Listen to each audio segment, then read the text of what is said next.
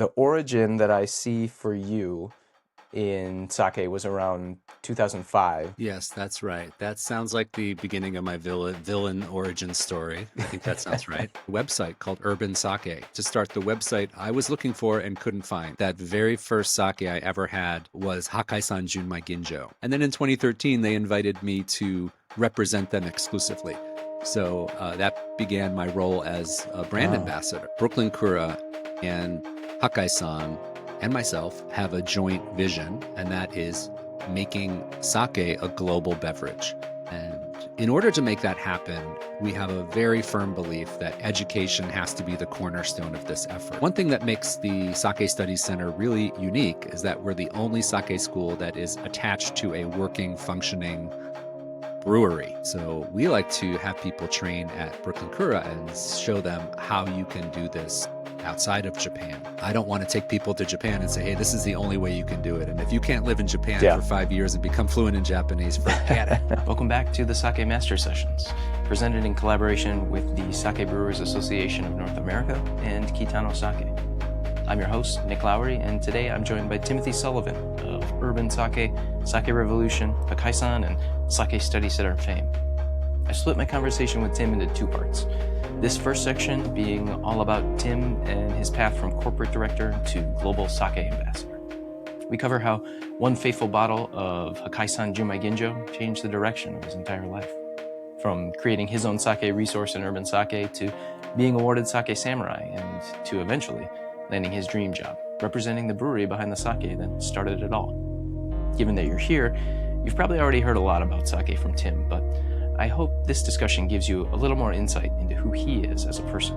And I want to hear about your experience in the comments. How has Tim's career impacted your own relationship with sake? Looking ahead to part 2 of our discussion, we'll pick apart the good and bad of sake education so we can all be better ambassadors to this beverage that we love. So be sure to subscribe to Kitano Sake and SBANA channels to get that video when it drops. And if you find value in this kind of long-form sake conversation, please like and share to help spread the word.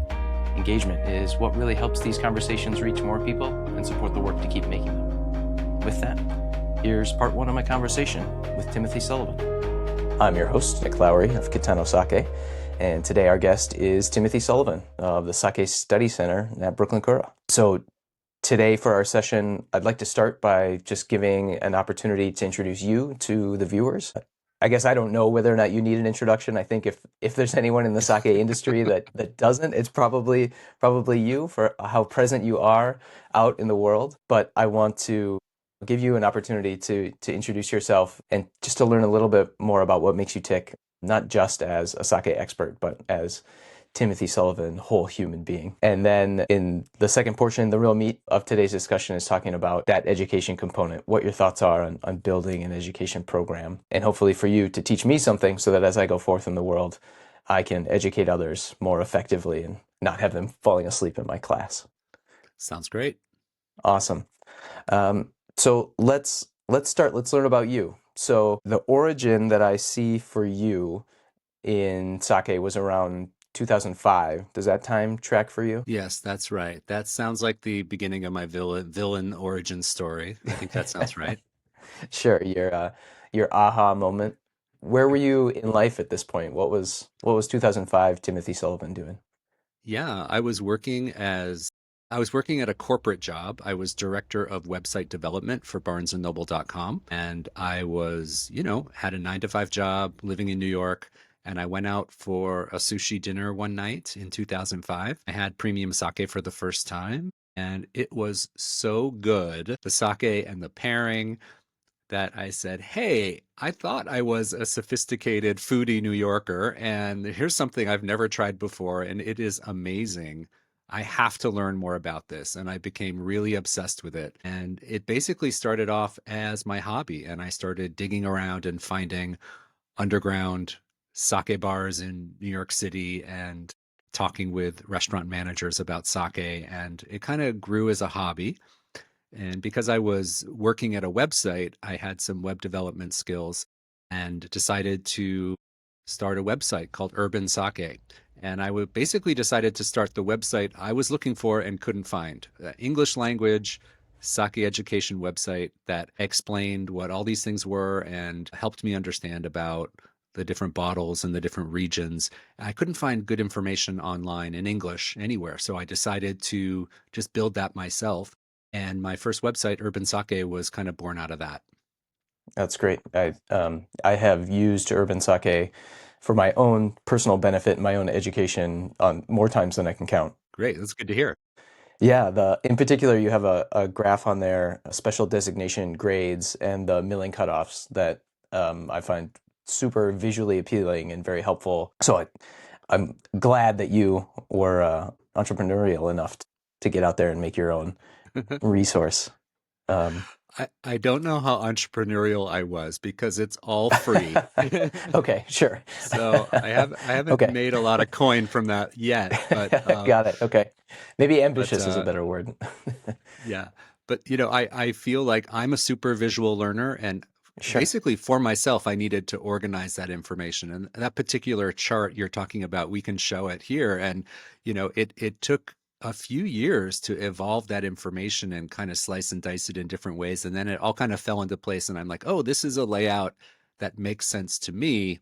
And I've used that in all my classes since. And I've heard from a lot of people, just as you said, that it's been helpful when they're educating. So that makes me super happy.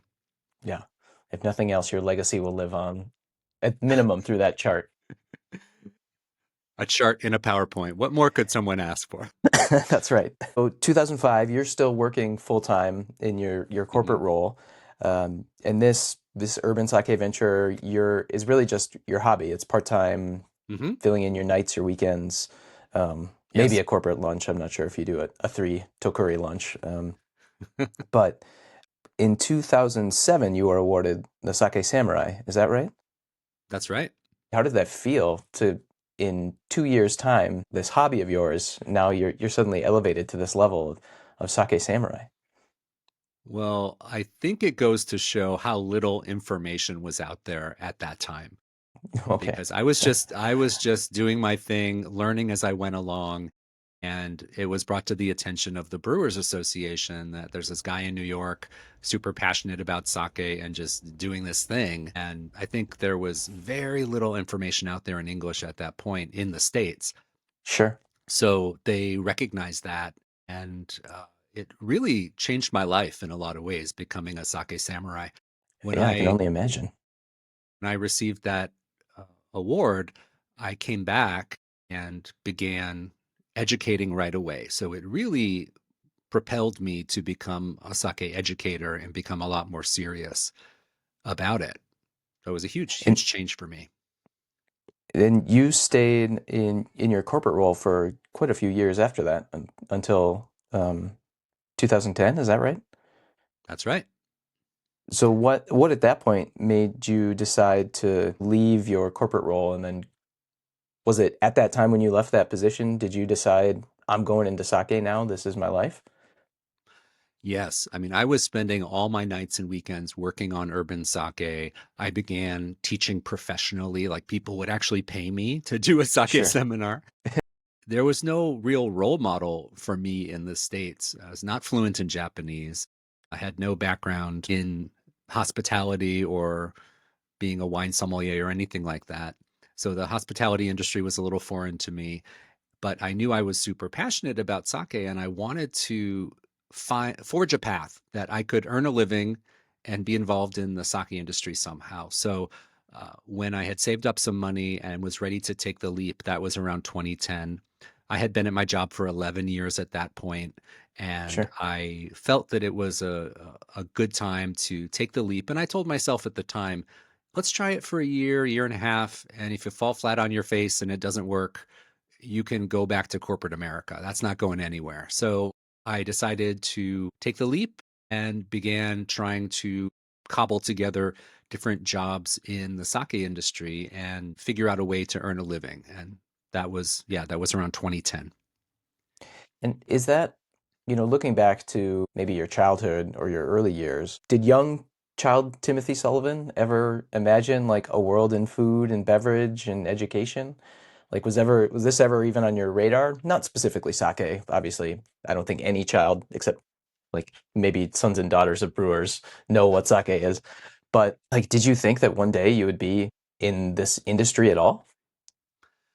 Not at all. No, no, no. I had no connection to hospitality, beverage, anything like that. I studied languages in college and traveled quite a bit. And I was a high school exchange student. And I thought I might become an academic or do languages, and never had any concept of being in the sake or the beverage industry. So, not at all. Where do you think that spark came from? Do you think it was unique to sake, or do you think there was something else that drew you to food and beverage broadly that then focused later on sake? I think it was sake in particular. I had been Okay. exposed to good wine and good beer and good cocktails when I was in my corporate job, when I was just out of college, and none of it really grabbed me or sparked my interest. So it was sake in particular. And then once I started learning about sake, took my first trip to Japan in 2007 and met brewers and met people in the industry. And I saw what a fantastic community there was around sake, how delightful I found Japan. I started to study the language and all things about the culture. And for me, sake was a stepping stone into learning more about Japan. So I don't think if I think if I had studied wine previously or been a beer home brewer or had some other exposure to some other alcohol that I thought was amazing and fell in love with sake second, it would have been a different story. But for me, sake is really my first love in the food and beverage world, and it let me approach it from a very pure way. Like I have a lot of students come to my classes after studying wine for 20 years, and it's really hard for them to break away from the wine modality of, oh, this is like the Sancerre of da da da. I hear that all the time, Mm. and it's like, no, let's just forget that for a second and let's approach sake on its own. So Sure. I came into it with no background in any other food or beverage, and I really view that as a blessing because it let me approach sake very purely and just take it all in. And it's been fantastic. So I really appreciate that. That's great. I'm imagining a alternate universe where you instead fell in love with German beers while you were studying languages, and there's the Timothy Sullivan and Lederhosen walking around teaching us all about Reinheitsgebot and famous beer styles. Yeah, he's out there somewhere. Okay, so 2010, you make the leap, you go full-time sake. You're still at this point kind of flying solo, doing education, entrepreneurial, freelance type stuff, I gather. But that changes in 2013, Mhm. where you land a role with Hakkaisan as their global brand ambassador. Tell me about Yes. how that opportunity came to be.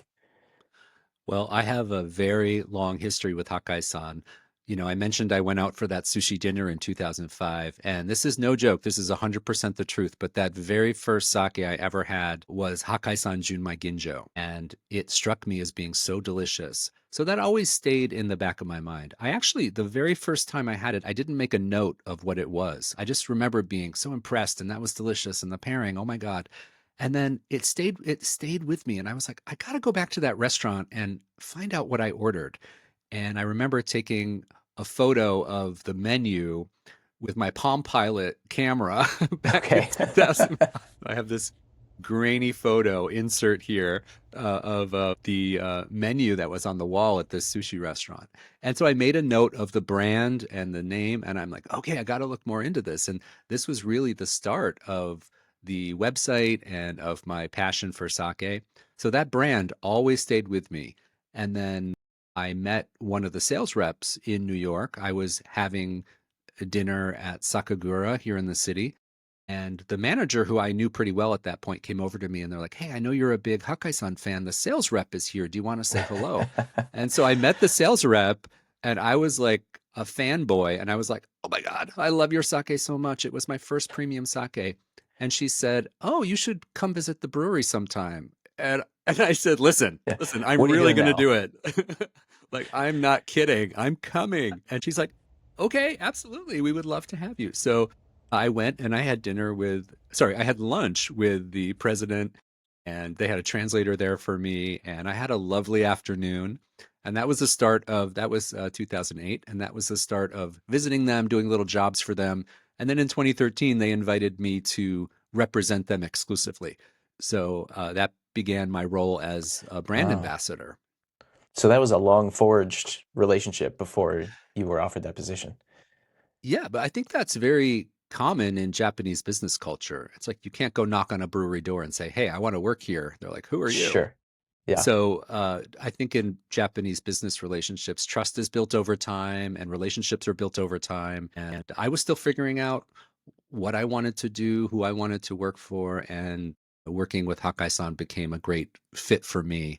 And from 2013, they made it official and they had a ceremony at the brewery and they gave me a Wow. certificate and it was very serious situation. And I was like, okay, I better take this serious. And it's been a fantastic working relationship with them. That's fantastic that you were able to land a job with your, I mean, Hmm. is it fair to call this your dream job for your dream company? Well, it's been an evolution, and I feel like what I have now has become a real dream job. And back then, I think we were still, 2013, 2014, 2015, we were still finding a way to work together. And what does brand ambassador for a sake brewery even mean? Like, I didn't know anyone Sure. else who was doing that. So we had to find a way to work together effectively. And it was learning on both our sides, I think, Sure. and it's been great. But there are cultural differences and different things that you learn along the way, and it's been getting better and better and better as I learn more about how Japanese people do business and vice versa. With mutual respect, it's been great and good experience all around. Awesome. So then let's fast forward a little bit to now what is your current role? So eventually Hakkaisan and Brooklyn Kura enter into a business partnership. Can you remind me when that happens?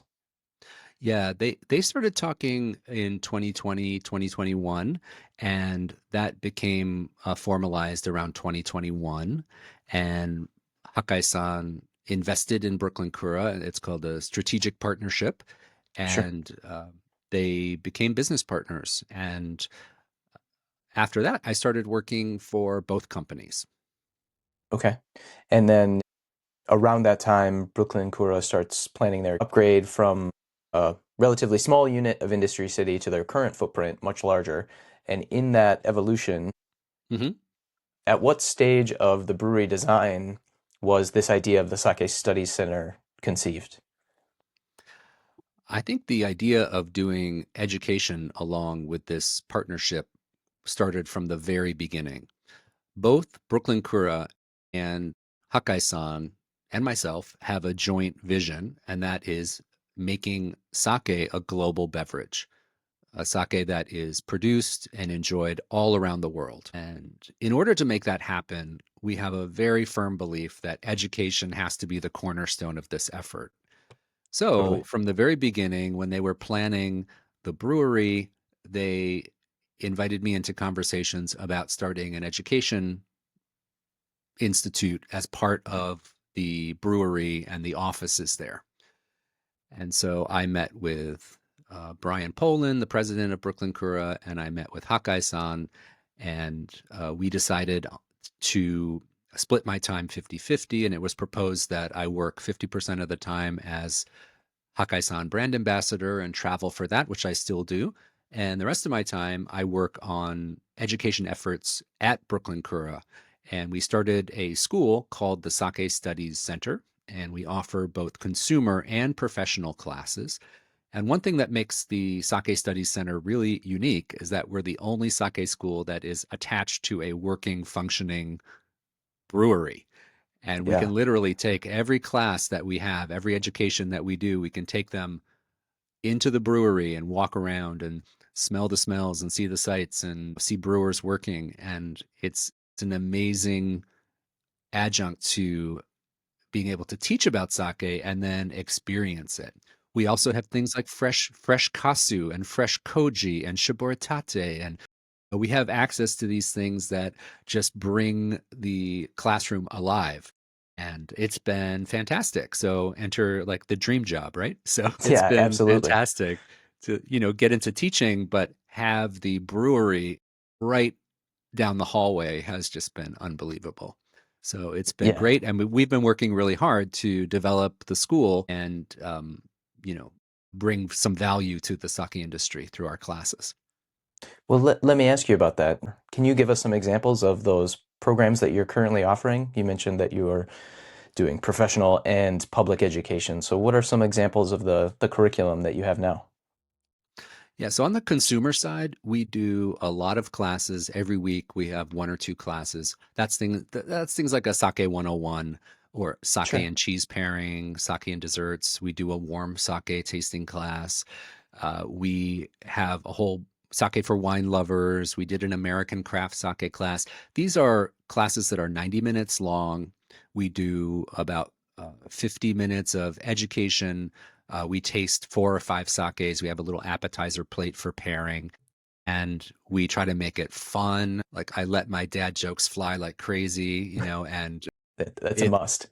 yeah, absolutely. And we try to make it really entertaining. And then we always do a brewery tour with the people that come in for a class. And then we also have our tap room space, and we can take them into the tap room at the end of class.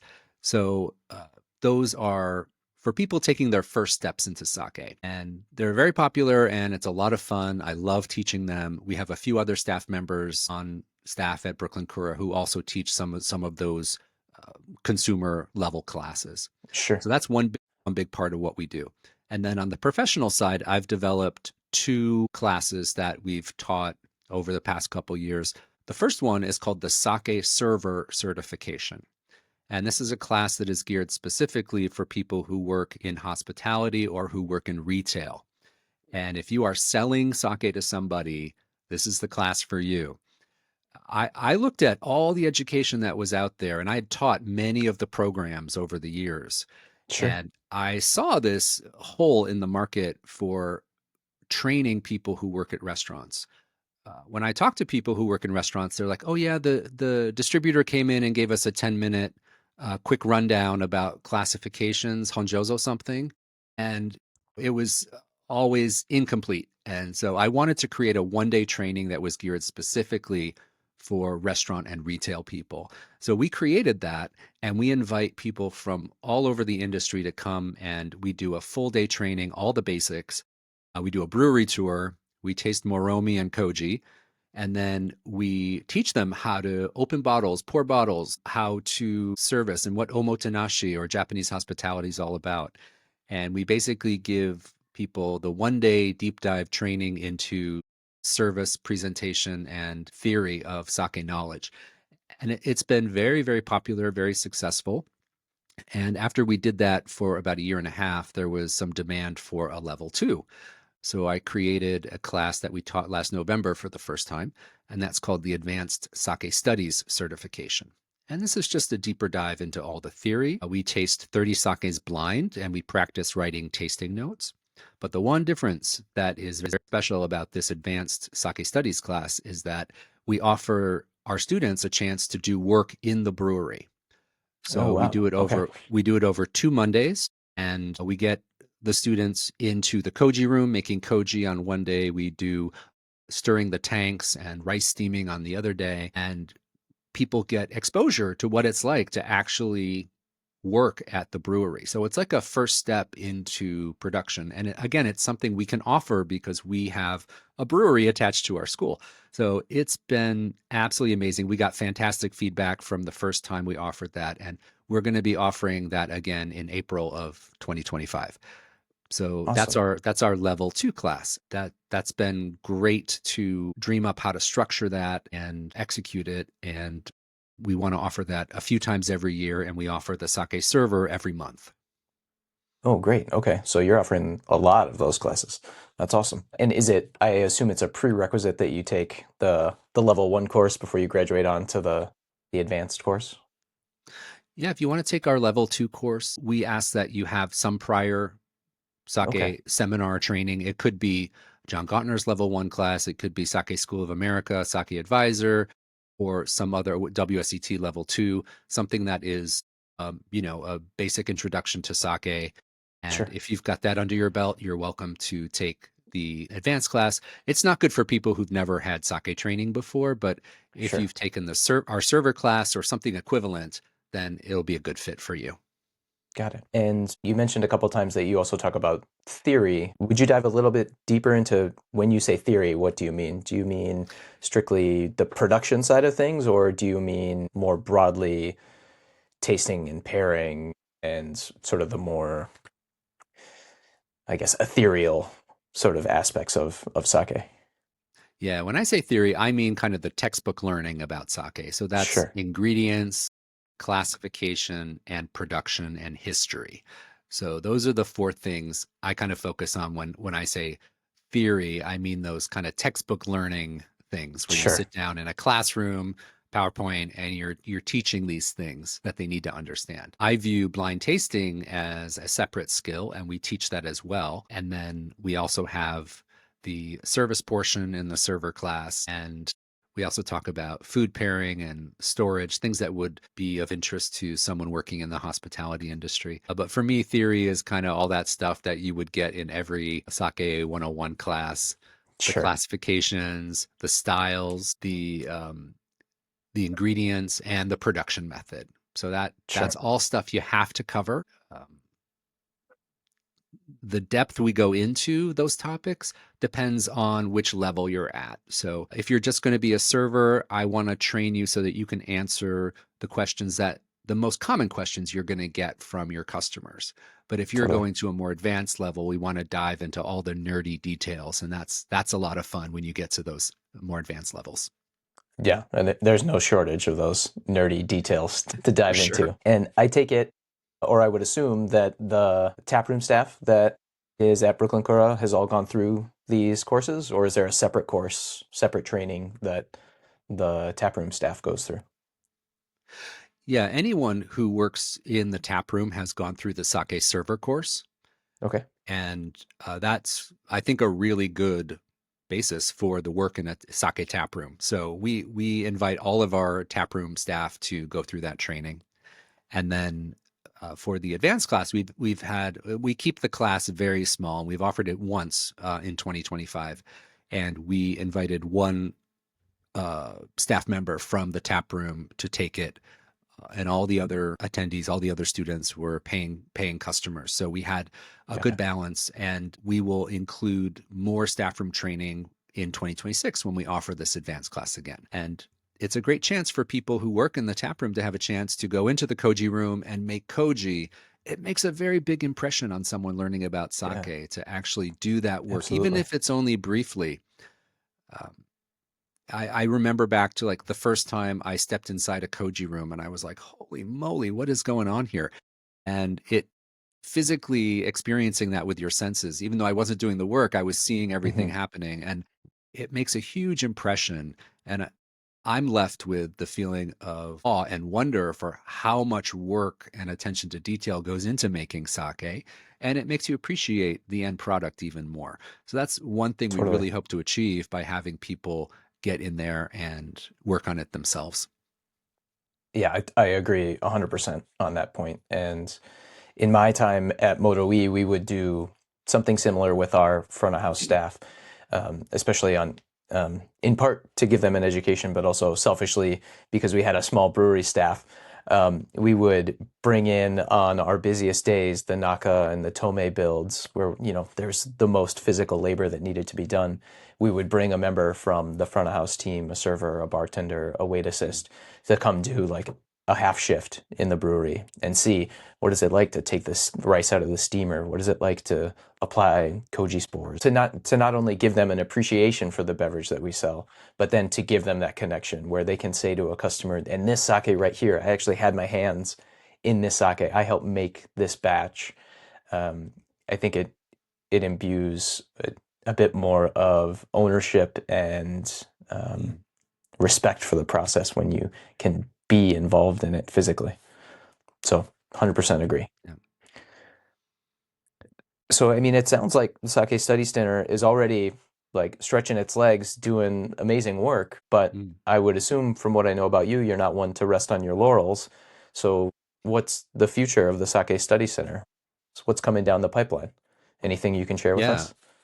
Yeah, I want to mention one other thing that we do. I mentioned the consumer Oh, please. classes and our professional classes. But one other thing we do at the Sake Studies Center that I'm really proud of is we invite other educators to come to our space and teach there. So we've had John Gauntner teach his class there. We've had Michael Tremblay teach the Sake Scholar course.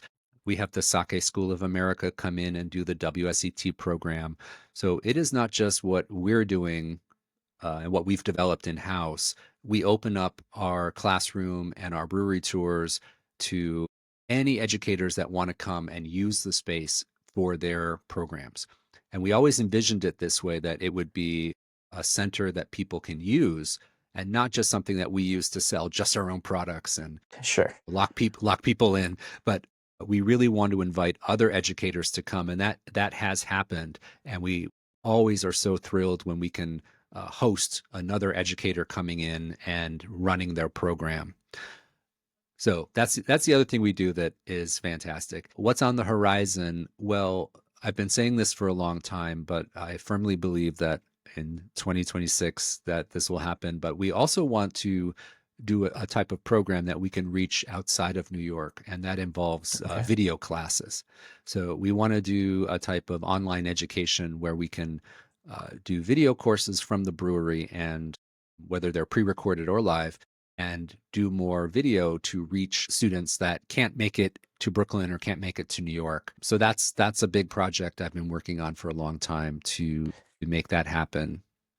Do you think these will be um, distance versions of your current programs, or do you anticipate that these will be novel courses that are unique to this format?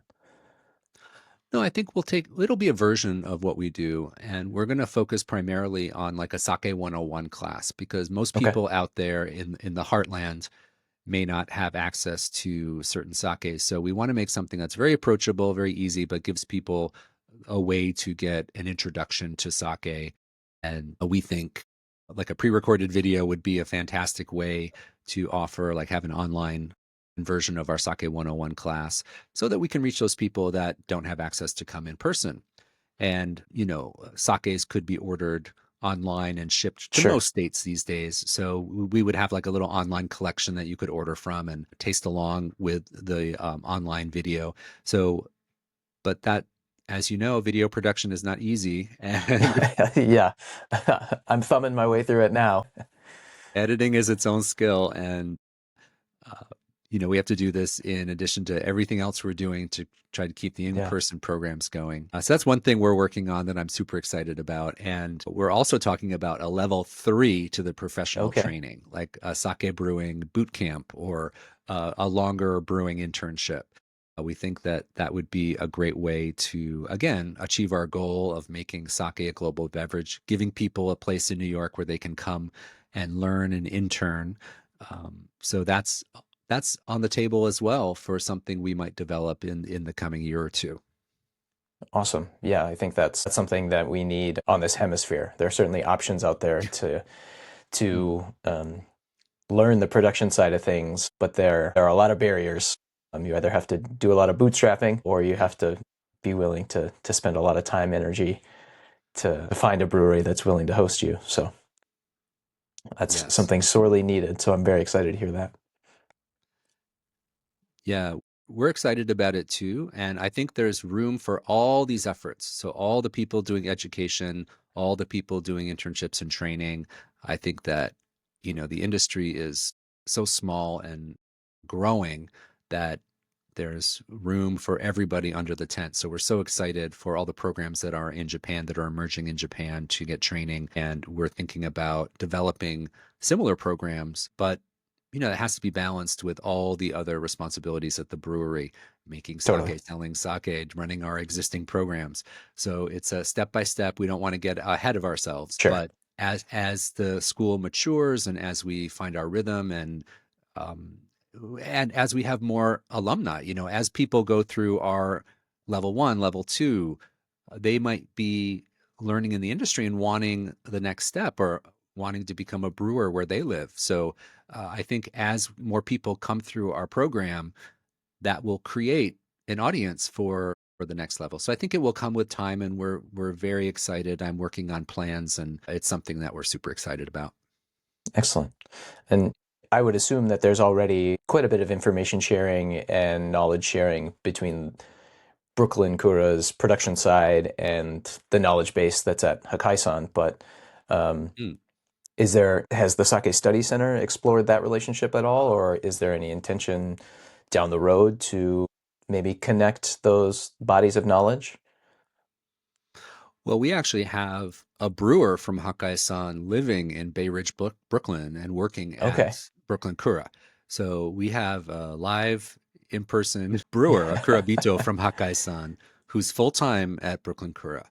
So it's great. If I ever have a question, I can ask Brandon or I can ask Umehara-san, and I have the wealth of knowledge from Hakkaisan right there in the brewery, and all of Brandon's experience, and one of our brewers, Dave, as well. There's a lot of brewing experience that we have under the roof at Brooklyn Kura. Yeah, absolutely. So the partnership with Hakkaisan has been amazing, and it's helped us to deepen my understanding of sake, and it's been great for the study center as well. If we want to look at anything, we have resources we can pull on very immediately right at Brooklyn Kura, and that's fantastic. Is there a potential future where Sake Study Center courses or the Sake Study Center organizes courses that go abroad, that go to Hakkaisan or other breweries in Japan? Is that a potential future scenario? Yeah, it's not something we've talked about to date. And one of the reasons for that is, again, our goal is to make sake a global beverage. Sure. And we want to encourage production outside of Japan. So I think that going there for training, or we bring customers there for visits all the time to show them the production side in Japan. But we want to encourage people to start breweries outside of Japan and to Sure. grow production all over the world. So we like to have people train at Brooklyn Kura and show them how you can do this outside of Japan. Some of the equipment is not available in the States. So how do you deal with Absolutely. that if you don't have a real yabuta, or if you're missing this or that?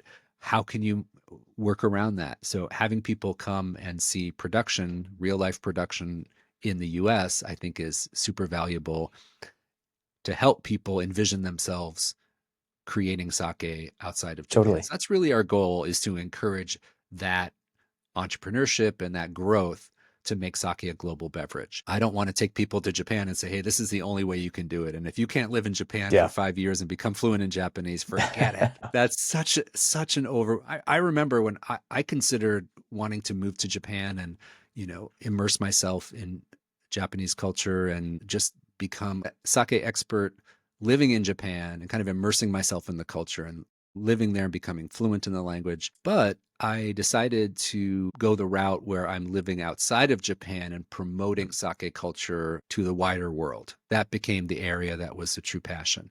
And there's people that fall in love with sake and move to Japan and are very happy there, promoting sake from within Japan. But I really wanted to take a route that helped spread sake to the wider world outside Sure. of Japan and support from that. And we need both. Yeah. You're the sake missionary out pushing the boundaries. Exactly. Taking the good word out into the wilderness. Yes. That's right. Excellent. And that is where we'll leave part one of my discussion with Timothy Sullivan. I'm getting chills just thinking about that future with more sake being made around the world. Thank you for making it this far into the video.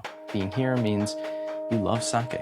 So please like this video, share it with someone who's heard Tim but might not know Tim, and subscribe to the Kitano Sake channel. Those things really do help us reach more people. In part two, we go on to dig into the state of sake education. What was sake education like when Tim got his start, and what is still getting lost in translation? What's the $12 bottle of wine problem, and what does it mean for sake? And who does Tim think is the most important audience for growing the sake category? We also get into Tim's practical advice for educators: how to avoid overwhelming beginners, how to teach a mixed level room, and why admitting what you don't know might actually help teach people more. Thank you again, and I look forward to seeing you for part two. Not that I'll be seeing you. You'll be seeing me. I look forward to you seeing me.